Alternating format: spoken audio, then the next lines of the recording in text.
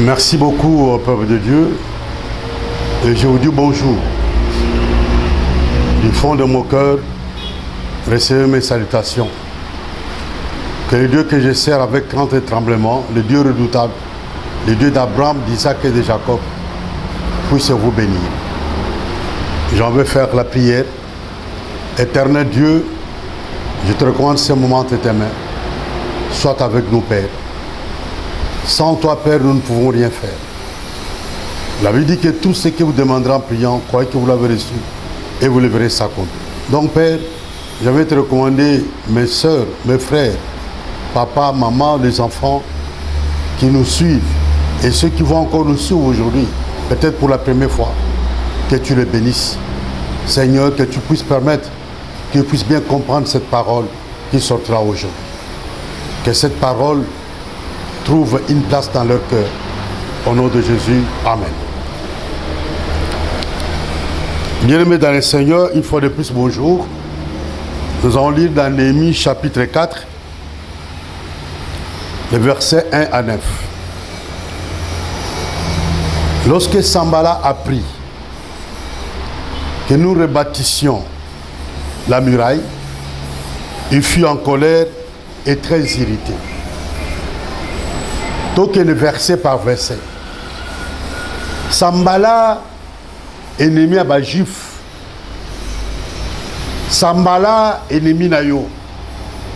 Sanballat, ennemi à vie na yo. O alinga te ayoka kozo rebati. O alinga koyoka te ke oyo munguna bebisaki yo bandi ko rebâtir ko pesa ngo vie. Sanballat alinga koyoka makamwana te. Ndebi ezolo abiso que Sanballat tanga yoki ke bana Israël na Néhémie babandi ko rebâtir ba muraille à Jérusalem. Sanballat fut en colère et très irrité. Mais biso toujours rebâtir mboka na biso. Toujours rebâtir église na biso. Toujours rebâtir ndako na biso. Nazo rebâtir vie na nga.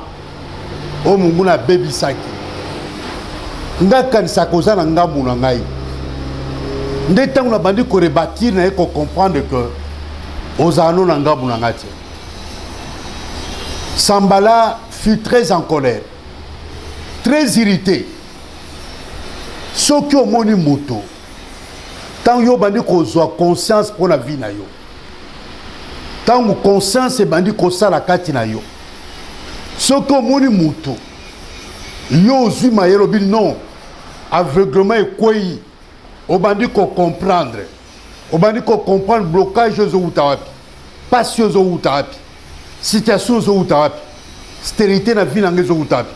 Kozanga libale zo utawapi. Tant yo bandi ko obandi ko prendre conscience, obandi ko prier ozoluka elongi na Nzambe, obandi ko kota ba jeune, ba retraite na kata zamba. Soki omoni mutu atomboki yende Sanballat na yo mutu asilikaka tan yo salaka makambo malamu mpona vi na yo tan yo olinga kopesa bomoi na oyo etali baprojet na yo mutu oyo aliboso asilikaka yende Sanballat yende alingaka te o rebâtir yende alingaka te o reconstruire yenda ligate oke liboso tomoni ngwawa. Sanballat fut très en colère et très irrité. Moi je crois que quand quelqu'un que le diable a détruit la vie, quand il commence à prendre conscience, c'est-à-dire l'aveuglement tombe, l'envoûtement tombe, il commence à prendre conscience. Matone bandi koyoka pour liboso matone zali koyoka te matone bandi koyoka parce que la foi vient de ce qu'on entend. Azu consabité tika rebâtir vie na ngai na l'excitant ebele na kata distension soki omoni mutu wana bien aimé tonzo ngoti asuri na kata vie na yo mutu bandi kotomboka yende Sanballat na yo na banzozo na nga malamu. Verset 2. Donc eloko liboso arme liboso ya Sanballat pour ko décourager yo, pour ko distraire yo. Armené à liboso ezalaka Kanda à côté na Kanda. Armami Balé, verset 2. Il se moqua des Juifs. Il là c'est Sambala. Donc Sambala se moqua des Juifs. Il se moqua des Juifs et dit devant ses frères et devant les soldats de Samarie, à quoi travaillent ces Juifs impuissants? Il se moqua des Juifs. Tant que les Juifs vont rebâtir. Tant que les Juifs vont rebâtir, ils ont conscience qu'il faut travailler pour vivre et ça va bien. La première chose, l'une des choses de Okoma, Arma Liboso Munguna utilisaka, Osamba utilisaka, c'est la moquerie. Tant que nous avons rebâtir, tant que nous avons conscience qu'il faut que makamutu na alima, otia makamutu na nsela pour vino ke liboso. Tant que moni moquerie, babandi ko se moquer na yo, comprendre que balingba décourager. Alors ne te laisse pas décourager. Il se moqua des Juifs. Voilà moqua ba stratégie à monguna. Ko se moquer na biso. Ko chola biso ko se kabiso. Il se moqua des Juifs. Mais il se moque de nous pourquoi? Bien aimé, au mitou na raté pourquoi batbaza ko se moquer na yo. Ce que au mitali obi o, na na place mon côté au bako, zo raison ko se moquer na ngai. Mais il se moque de moi. Il se moqua des Juifs et dit devant ses frères et devant les soldats de Samarie, pe alobi libosa ba ndekonaye, pe libosa ba soldats de Samarie. À quoi travaillent ces Juifs impuissants? Donc il se moqua des Juifs devant ses propres frères. Sambala se moqua des Juifs devant ses propres frères et devant les soldats de Samarie. Azo seka Néhémie na ba Juif devant bandeko na ye. Bandeko oya Sambala. Babandi ko seka, ko se moquer na Néhémie pe na peuple juif. Libosa bandeko na bango ke boya botala bato yo ba impuissant. Tala bango na bazo travailler. À quoi travaillent ces Juifs impuissants? Ça dit que pour ces gens-là, à leurs yeux, vous êtes des impuissants. C'est pourquoi ils se moquent de vous. Ça dit que vous êtes des impuissants, vous êtes des incapables. Beaucoup c'est les lots comme côté. Beaucoup qui pourraient bâtir te. Oh nous sommes baby saki pour un sambala. Vous êtes incapables à bâtir. Vous êtes des incapables. Et pour faire comprendre cela, vous comprenez bien. Il se moqua des Juifs devant ses frères et devant les soldats de Samarie. Donc devant bande konaye, moquerie et bandi. Oui, bah te belé bazana arme wana. Bane lokwana katra bango, yako se moquer na batu, yako se kabatu. C'est ce que Sambala a fait. Il se moqua des Juifs devant ses frères et devant les soldats. Tant que se moquer des Juifs devant les soldats, pour les soldats basani, pour te battre bomba les Juifs, pour te battre bête bango, pour te battre bango, arrêtez, ne rebâtissez plus, ne reconstruisez plus. Bon, arrêtez ce travail.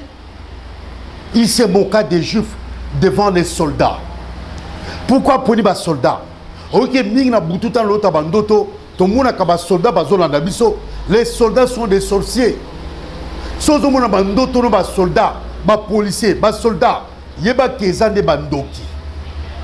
et Sambala a choisi le soldat. Abengi ba soldat, abengi ba ndekone boya. Boya to seka ba juif. Abana silika ki makasi. Kebana muto asilika ka. Kebana muto asilika tant yozo luko ede bande kona yo. Kebana muto asilika makasi. Ta sepela ka te tant zoningo sunga baboti na yo. Tant zoningo sunga baboti na yo, babota yo. Mais comment la muto mo zo pesa conseil te. Moi ta so asiliki makasi. Non, ce n'est pas normal. Au moins, mutu moko yo lingo somla mo sino wax hollandais. Mutu na siliki soit ndekona yo. Propre ndekona yo. A siliki makasi parce que tu veux faire du bien à ton épouse. Keba Sambala Yowana. Keba na mutu ozo mona que non moi si la faut honorer, faut payer ses valeurs, faut assommer les babichou. Il faut tout au moins si la à voyager à Kenya États-Unis, à Kenya Yemoko. Au moins dans la carte de famille, batba siliki, peut ba salisi réunion. Pourquoi faire voyager moi si la? Oh bien aimé, c'est vrai, Togobo est peu famille, mais Togobo est peu moi cité. Parce que quand on passe à la carte libota, ma famille est belle, tout le monde a moubali, a belle ma case, bande ko ba abandonné, atikalika na moi si la. Donc il faut prendre soin de sa femme. Il faut prendre soin de sa femme. Il faut prendre aussi soin de sa famille. C'est possible, bien aimé, dans le Seigneur, de prendre soin de sa famille biologique, de ses parents. Aux autres, tu prends soin de tes parents, de tes grands frères, de tes grandes sœurs, de tes petites sœurs, de tes petits frères, de tes cousins, de tes cousines. Et de prendre aussi soin au même moment de tes propres enfants biologiques et de ton épouse. C'est possible, bien aimé. C'est possible. Jésus n'a pas oublié ses parents. Il n'a pas oublié ses parents. Il a fait mention de ses parents dans la Bible. Bien mais dans le Seigneur, tant bazako sekayo. Alors qu'aux olingo pesa forme dans la famille nabino. Ozingo pesa direction madame la famille nabino. Na vie na yo. Ozingo pesa forme bien na vie na yo. Et tu travailles dur. Na ba milieu bozaye ko kutana. Ya ba masanga, na ba bar, na kapela. Lelo kapela comment ko renye. Na matonge.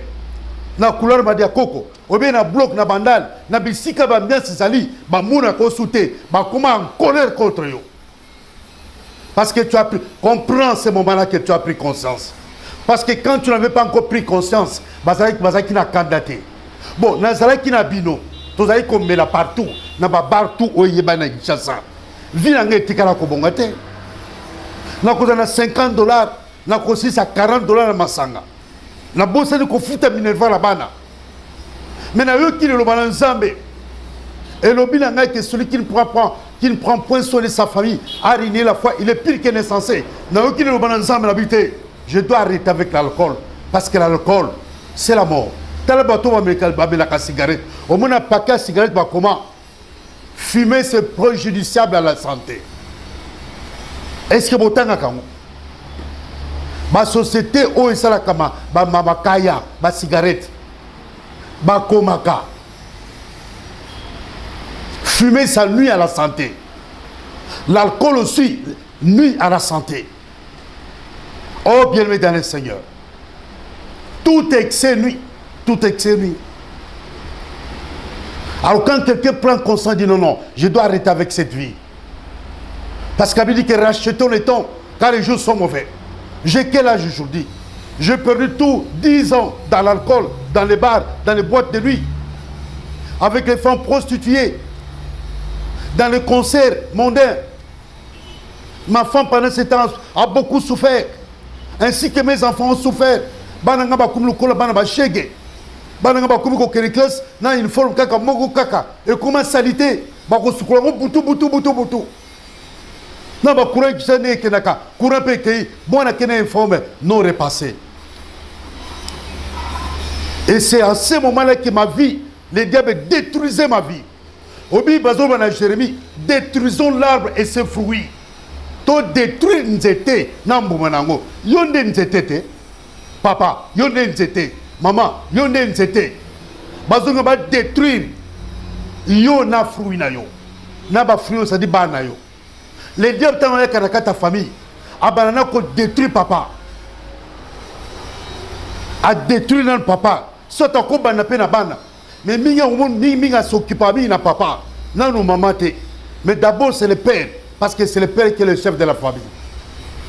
Et ceux qui a su papa a manipulé à souhait en ce moment-là a orienté via papa vers la débauche, vers la prostitution, vers l'alcool, vers la cigarette. Et papa ne rentre que 2 jours après à la maison. Car après ça, là, qui m'a dit Moussala. Eh! Peu au coup de la carte, papa a commis gaillard 0. Papa n'a bien compris à gaillard 0.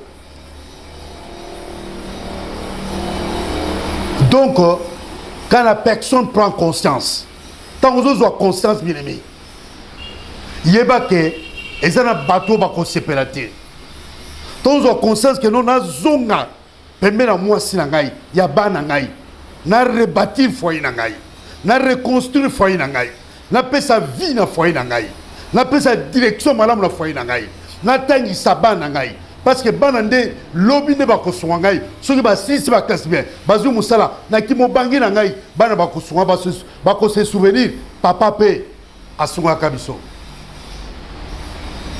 Yeba que rendez-vous za na kitata. Rendez-vous à la Kitata, même na Kibokoko, rendez-vous. Ce que beaucoup de Kibana bien, tant que Okomako, Okomona Barba s'occuper. La plupart des bateaux sont hommes de vieillards, à Kinshasa. Je dirais peut-être, dans le but que Bangotou, la plupart d'entre eux peut-être, ils n'ont pas pris soin de leurs enfants.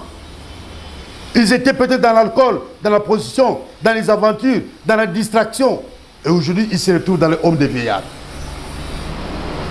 Au moins, on comme sous boni bisanga elo na koloba bande ko na biso aux personnes vivant avec handicap aza koka mais aza conscient azo traverser fleuve Congo pour que Brazzaville akinote ka biloko na vélo na bangula atoli si biloko bongo yo nzamba peso makolo mi balé oko katsa Brazzaville oko sala musalate tu peux pas prendre conscience au moins ndeko musupe alobaka te mais à Bali moi si o alobaka. Donc, je aveugle à mon akate. Abali moi si yo à mon aka. Je vu ça mon comme ça tomati transport moko. Ah on a qui ça na monga fula. Et quand quelqu'un qui ne voit pas, il est plus consciencieux que toi qui a les deux yeux qui voient. Les deux oreilles au izoyoka. Mon okope zoloba. Ma bokope zo salozo sima. Ma korope zo tambola. Tu ne prends pas conscience pourquoi? Tu dois prendre conscience et sache que la vie est ça le kola combat ya boxe na kata ring. Victoire boxer à Zoangona ring day. Victoire boxer à Zoangona entraînement. Zoa victoire non à entraînement. Tant que zoa victoire non à entraînement, au boxer à Salaka. Et quand son talib entraînement va boxer qui se prennent au sérieux. Un boxeur qui se prend au sérieux. Son tel entraînement na yé n'engazo sala. C'est rude. Au milieu combat à catch au total à cab américain. Balo Bakari. Ne faites pas ça chez vous. Même pas à l'école. Parce que ça va combat moko makasi. Na bon ba entraînement na zo sala bien aimé. Ba entraînement moko il y a pas si pendant la douleur, il y a souffrance. Pourquoi zo sala bongo? Parce qu'il sait que l'adversaire, ou a kokuta na bango, va couper ses cadeaux. La vie aussi c'est comme ça. La vie c'est pas un cadeau. C'est du vie et sa boxe. Vie et sa lutte, c'est la lutte. C'est le combat. Vieza boxe, le quoi bitumba Mohamed Ali na Foreman. Le quoi bitumba Mike Tyson na tellement Mike Tyson na ko beta bato en kofi. Bato suna ba koti na kata state na kata sate place bitumbe le combat sali. Mais au kaka bitumbe sili. Na premier round, na première minute 23 secondes. KO mutazo tellement sauté. C'est parce qu'il s'entraîne, il prend beaucoup de temps dans l'entraînement. J'ai aussi appris que quelqu'un comme Ronaldo, Ronaldo, Azo Tchababi, a sauté le col, coup de tête bien côté. Tant a sauté le col, on dit à Tika la Calicolo, on dit à Kanama Calicolo. Bah, on va s'entraîner na Yé, na Landa Blaise Matuidi. On va s'entraîner à Paris Saint-Germain, avec la Juventus. Azolo Ba, non, ça c'est un animal. C'est une machine. Ronaldo, c'est un animal. Biso tutana na pongi ya sala mukati ndenge Jésus pesa iko la muka batu tout bazola la ya zola muka aki ko prier. Bien-aimé dans le Seigneur, laisse-moi te dire que Jésus s'est levé très tôt le matin. Aki na ba disciple na ye le quoi ba disciple a qui problème na ngote ba la pongi ba bani pe ko ronfler ba bani pe ko lota ndoto pour li kamone tali bangote li kamone tali de Jésus. Il y a Jésus qui dit que Seigneur, Père, éloigne cette coupe de moi. Cette douleur, cette souffrance, ils ont pour Jésus. Bate belé bakola la pongi parce qu'ils ont les caméras bangoté. Ils ont des problèmes là yo. Bon ba ola la pongi bako ronfler, bako lota bandoto. Pourquoi? Parce que bien aimé, la victoire, bitumboza lango, c'est pas l'équipe qui combat. Ton combat est individuel. Ton combat est personnel. C'est ton combat à toi. C'est ton combat et c'est ta victoire. C'est ton combat et c'est ta victoire. C'est ton combat et ça sera ta victoire. N'attends pas que les disciples viennent prier avec toi. Si vous avez la batte qui va copier pour na yo et longo, bien mais pas sur ma casse, au causera trop. Et regarde, na katari tabazo bunda. Il suffit à distraction mouké. Aux yeux les kofi et vimbisio et bouki tamusu mbanga. Nana nanda combat mouko boye. Bien mais il est qu'en France. Entre un Ivoirien, je crois David Dou, il s'appelait comme ça. Un Américain, et les cas en France. Cet Ivoirien est mort dans le premier round. Ma bête il confie. Un Américain noir, Ivoirien pays, Moutoumouindo. A Tarate qui a ça Moutoumouindo, a bête il confie présent. David Chou, à côté de la commande, à ring, à la mouka souté, à Koufa Libela. Renseignez-vous, on vous dira ça. Donc, aux hommes, biso peut on a kata ring, moukile aux hommes, et à ring, vie chrétienne, et à ring, où il y a combat, il y a catch, soit à boxe, soit à karaté, il y a karaté. Au commun, mouta ko bunda. Dans la comment vous soit Mike Tyson. A une ceinture, il y a champion du monde. Mais lui, sous mot que Zomo a sauté. Lui, sous mot que Vimbi. C'est ça la vie. Moutoua Wouti Bitumba. Azonga Kanamwa cicatrice mouké. Yoko Wouta Bitumba te. Ozo Bundana Munguna. Kozonga Tamwa cicatrice zate. Non, bien aimé. Ma cicatrice c'est comme ça là. Mais gratuité c'est comme ça là. Bien aimé, Bitumba Eza Yomoko. Tala ba donner la carte à fournaise ardente. Ba chauffer fournaise 7 fois plus encore. 7 fois plus qu'avant. Moto à Kosakarate. Ils étaient là dans la fournaise ardente. Et ils étaient avec leur Dieu. Dieu est avec eux. Et sache que la carte à combat na yo. Tu n'es pas seul. Dieu est avec toi. Dieu est avec toi. Tokozwa ceinture, il y a champion du monde. Nakata vie de prière. Tokozwa coupe, toko remporté. Mais toko bima, tamsuna ba choc. Tamsuna bima ba choc. Il y a un moment tamsuna outi ba prière. Tu es fatigué. Ozo croit même pas qu'on l'y a. Alors que ozo kanzala, mais tu es cassé. Tu es épuisé. Ozo croit même pas qu'on t'est relevé. Au côté de la prière pendant. Comme ça, 21 jours. Ozo Kwasuko tel matin pour nous prier. Tu es toujours couché. Tu es un champion. Tu es une championne. Et bien, tu vas prier les autres là. Ozo Kwa magazine, on a 4 dépôts. Moukolo ko bandako et ko exploser. Moukolo dépôt ne ko exploser. Bien aimé, ma victoire est quoi en cascade. Ma victoire est quoi en désordre. Ma pambolée est quoi en désordre. Accroche-toi dans la vie de prière. Oh bien-aimé. Tu as la coupe, mais le visage, tu me fiais. Le visage gonflé. C'est ça. Yoka bien-aimé. Bible Lomini. À quoi travaillent ces juifs impuissants? Verset 2. Donc, pour la Sambala, les juifs sont impuissants. Oui, pour la Batebele, tu es un impuissant. Tu es un incapable dans ce sens-là. Tu es bon à rien. Mais prouvez Bango bien tellement. Prouvez Bango que tu n'es pas un bon à rien. Prouvez Bango que tu n'es pas un impuissant. Prouvez Bango que tu n'es pas un incapable. Le temps est venu pour que ces gens comprennent que toi tu n'es pas impuissant. Que toi tu n'es pas incapable. Que toi tu n'es pas un bon à rien. Que toi tu n'es pas un garçon de course.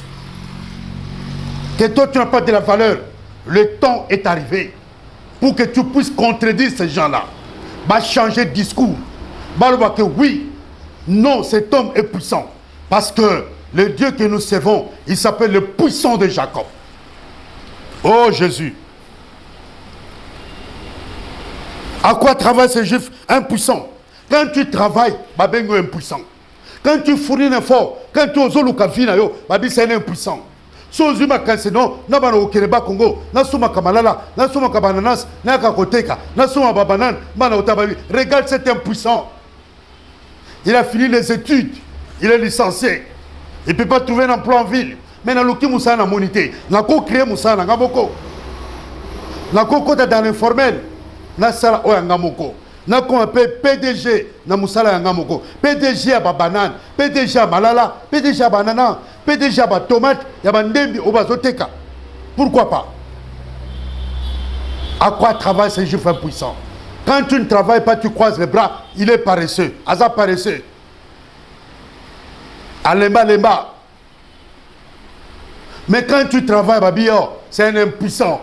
Babani ko décourager yo. Babani ko démoraliser yo.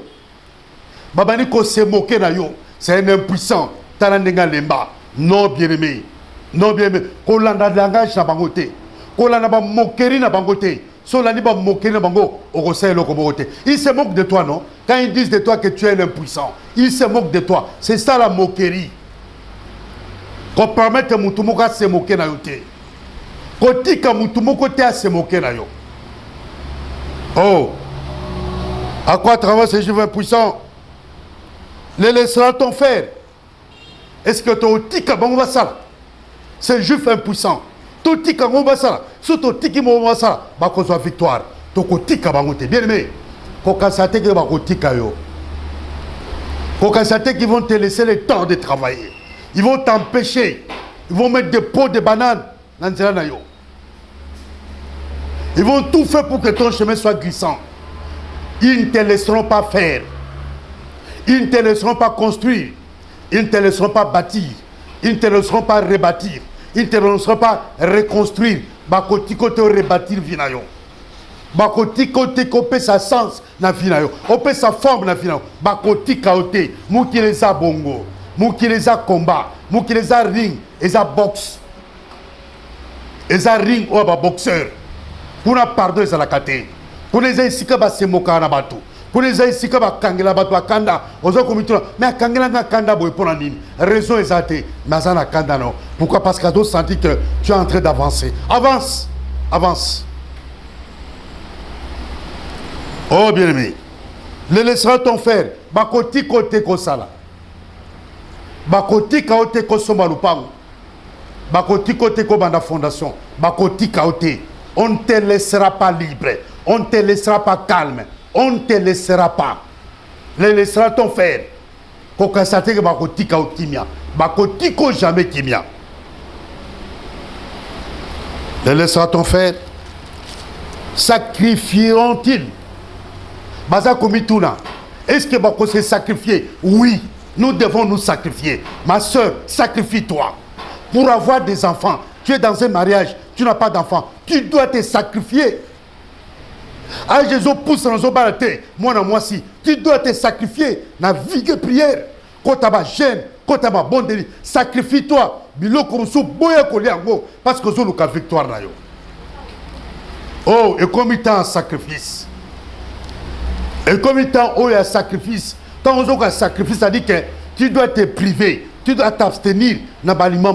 Tu dois t'abstenir jusqu'à ce que je me sacrifie na koliate biloko pe oyo lingaka pena bien ji o lingaka komela mais parce que zo luke lungi ensemble ozo blocage koya ozo linga pe souffrance ici là na vie na yo tu dois te sacrifier mais yo kaba sambala bazoloba est-ce que bako se sacrifier c'est ba yebi yo ko oza que yo banda okokano sacrifice te babi que yo koka sacrifice te au cause de nos décisions que non nazo kota jeune il y a 3 jours mais c'est comme le deuxième jour dès qu'on beti miso pembeni au moni fufu au kati jeune ba yebi yo que yo na sacrifice okorate bazoko côté wana bazwa kayo côté wana sacrifice au moni côté bazwa kayo côté à sacrifice babi to ko zoyer tu dis que côté tu reçois été, na angle tu reçois été, mais côté à sacrifice tu reçois. Oye, à kokate, à quoi cogénété, à quoi cola les na veillé, ya koka veillé, ya koka les embattés na prière, à kokate. Tu vois bien aimé. Regarde comment bazo kanisela yo. Tane bazo kanisela babi que bien aimé a kokate sacrifice. Tu dois te sacrifier. Ou bien sacrifice monsieur zali. Ba sacrifice monsieur zali. Oza muto mesana kobima. Hotel man ba coin na ba bar. Obi aux décision, je me sacrifie. Non sacrifier pour corps nangai. Non sacrifier chair nangai. Na kobimate, na komelate, na kokende concert à mokilité et le côté na coin de loba komona ngate. Libanda yo kangai okomona ngate lelo. Yo libanda okomona ngate. Yo balabala na biso okomona ngate. Yo quartier okomona ngate. Baninga quartier lelo bokomona ngate. Bokomi tuna est-ce qu'à voyager to a voyager. Alors que dans la katanda nazo comme sacrifier parce que na olukelo nganzambe. Na olukali pambo ilangai. Donc vie chrétienne ta vie à sacrifice. Bah Mike Tyson bazan que c'est sacrifié. Au moins on a 2 heures du matin, 1 heure du matin. Entraînement. Bah Maradona, bah Ronaldo, surtout Ronaldo. Azan que c'est sacrifié. Sacrifice à ma casse. So tellement on belle place à Zotoka. Place à Zotoka mais ma bende obi non. En tout cas, moi on va le pensa à l'hyper sacrifice. Yoka battu sur question Moussous. Vont-ils achever? Est-ce que l'oko ba bandit? Et l'oko bandit kotonga? Est-ce que comme na souka? Vont-ils achever? Yo ba yebi ah frère na biso atika. To yebi Jean Baudouin. Abandaka bien. Abandaka bien mais achevakate. Ya banane Moussabe a posé la fondation bien mais abeta ka toiture te. Ala la appel anda kangote. Toye bien Moussa misala boni abanda ka bien masuka nanzela akata na kananzela ya mwana batebele asibi komeso akatani asibi yo kasi za pam ba vandela ye ke ya ko silsate ya ko bandate ya ko silsate yesu ka bandi fa suka nanzela ya mwana suka nanzela parce que zana muta vandela yo que yo jamais ko banda ya mona ka ba fiancé bayaka na bango début ezalaka et bandele ezalaka nango mais souke ezalaka te ba suka kana nzela ba kata na kana nzela combien de fiancés yo zwa ba bandaka ne ba suka na nzela est-ce que bien mais okoko mi tourante na comme la 40e fiancé nous se bandaka bien na bandi pe ko lamble pe fu pe na ndako na biso ba parents na présenter pe mwana mbala ko bala ngai mi maman ba yeba ka secret so moi na moi ça dans le fiancé papa quoi yeba après moi on la bandi pe quoi na ndako mais et comment wapi bosuka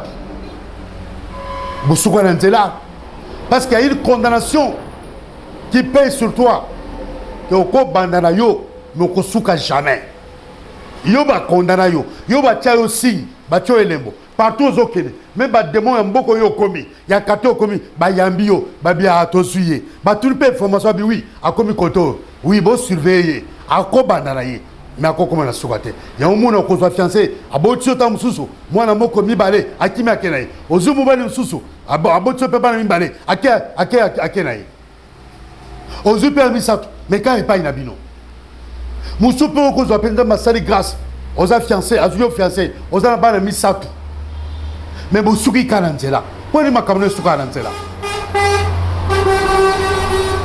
parce que bazoloba tant yo bandi ba kande bandi tant yo fiancé kanda basiliki tant yo fiancé bandi ko se moke na yo hey oga ko va ina fiancé no oh mupaya kam tabela kama yo kufela mbwa wala yo va ina fiancé la yo ba mbwa kela fiancé no pa comprendre tam sum ko albosa ko penalité deuxième fois so ba lobi soso oh place bokenda ka botuna kate place bochaka makolo botuna kate bana quartier wana fiancé na yo azoya nana kome pa na binote mais na quoi ya kutana ba garçon à quartier babandi ko boaka bambwa kela yango place bochaka makolo botuna kate bisika bochaka mutu bisika bino bochaka mutu botuna kate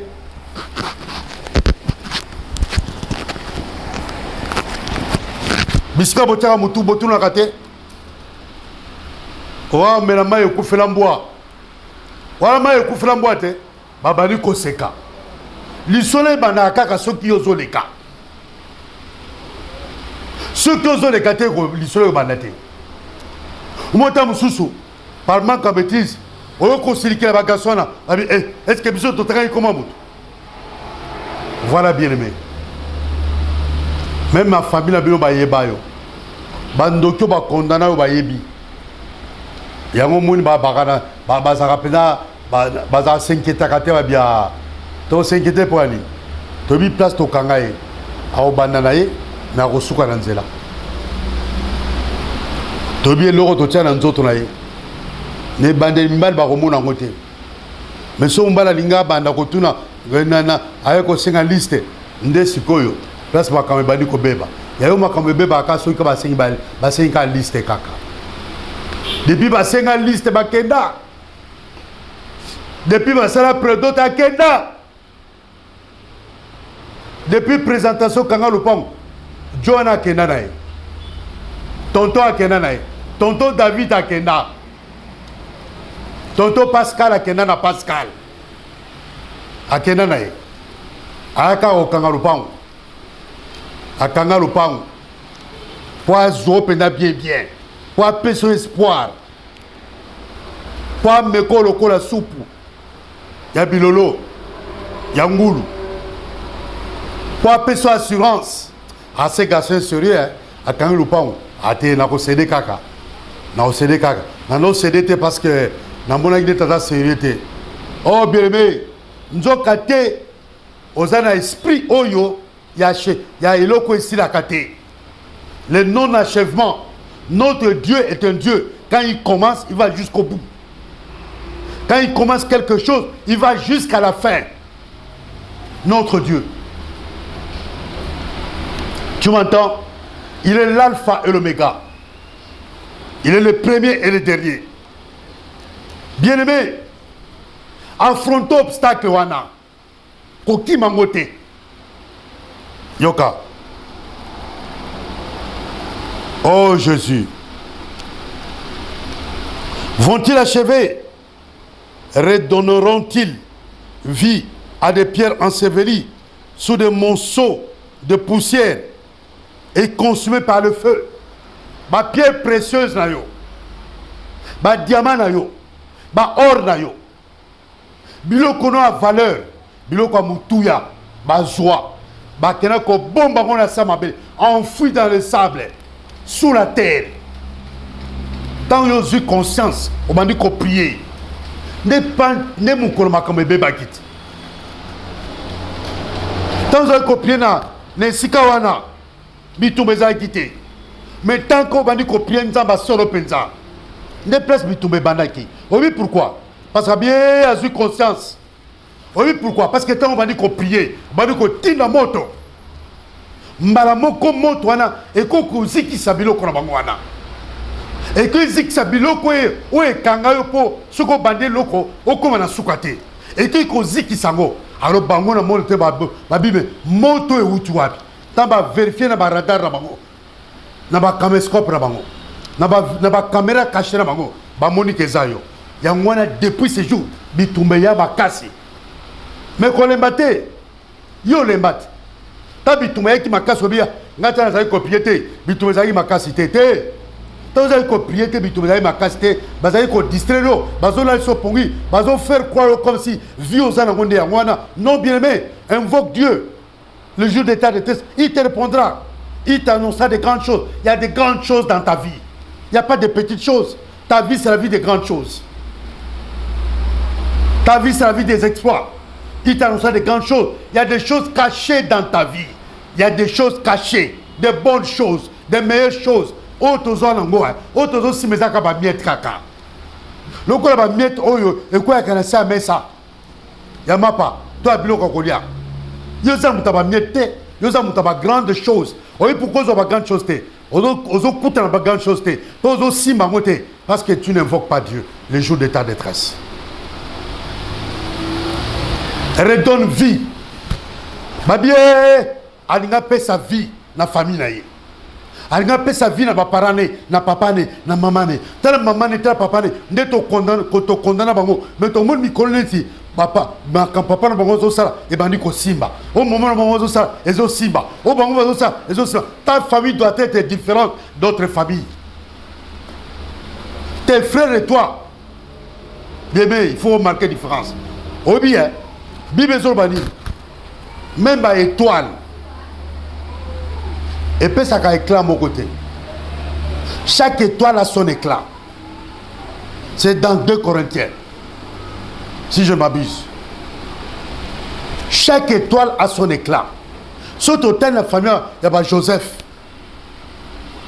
Il y a Jacob. Les 12 enfants de Jacob. N'est-ce pas qu'ils sont des étoiles? Depuis l'autre la Genèse. Mais étoile est brillant qu'ils ont étoile à Joseph. Hein? Parce que toi, Joseph, c'est un éclat sous. Il y a des gens qui n'ont même éclaté qu'à Joseph. Il y a des gens qui ont Joseph Kanda. Parce que toi, Joseph, c'est un prier. Parce que toi, Joseph, n'a pas l'autre bandoto. Yo, au Rosala Moutounene. Il y a comment que Moutounene. Attends qu'on va boire un qui n'a qu'à le boulot. Attends qu'on va jouer qui tunique là. Mais souka. Cette prophétie, même si elle t'attend là, elle finira par s'accomplir. Certainement. Je te dis, elle finira par s'accomplir. Ce que Dieu t'a promis finira par s'accomplir, ma soeur, mon frère. Donc, étoile, bisous toutes aux étoiles. Mais chaque étoile, ils ont des clans. Tal, so tel na dikolo na butua. Au moins les étoiles, monsieur brillant makasi. Mais étoile, monsieur éclat na goza makasi. Yo poni éclat ni.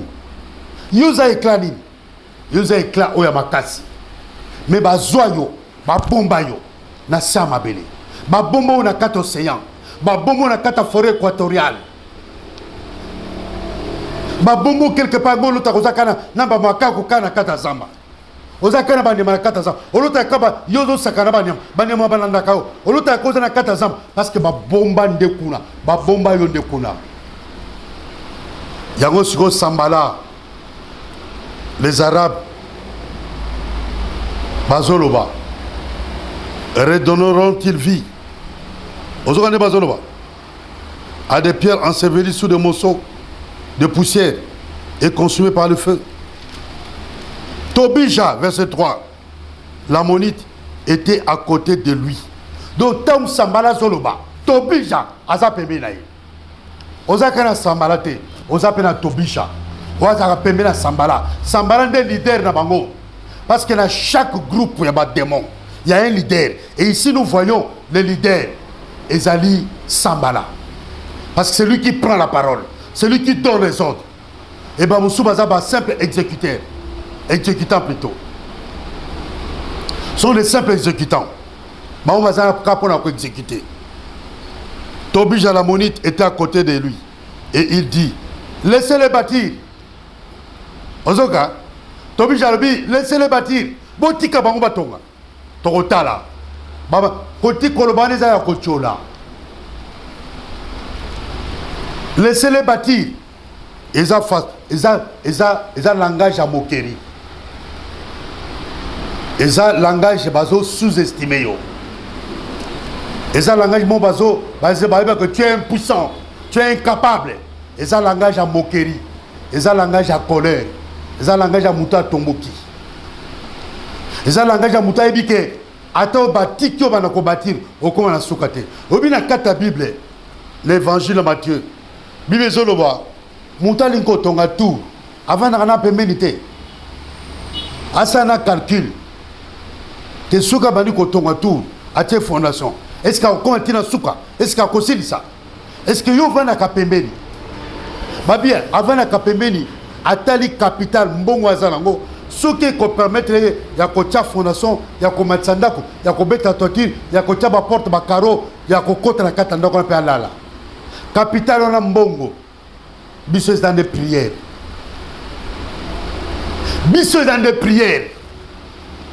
yango no zomona donc Sambala Tobija les Arabes les Ammonites tant bazo c'est ka ba juif.